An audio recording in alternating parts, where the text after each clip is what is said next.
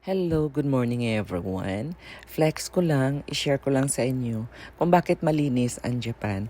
Kasi disiplinado ang mga tao at saka ito ang natutunan kong una pagdating ko dito, nakasegregate yung mga basura.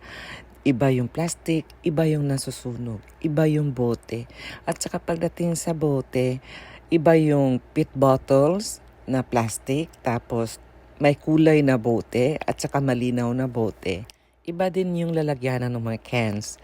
Yung aluminum cans, iba yun. At saka yung matitigas na cans. Kaya ang galing nila. Hindi na kailangan pagsabihan dahil meron na talagang schedule at saka sumusunod ang mga tao dito.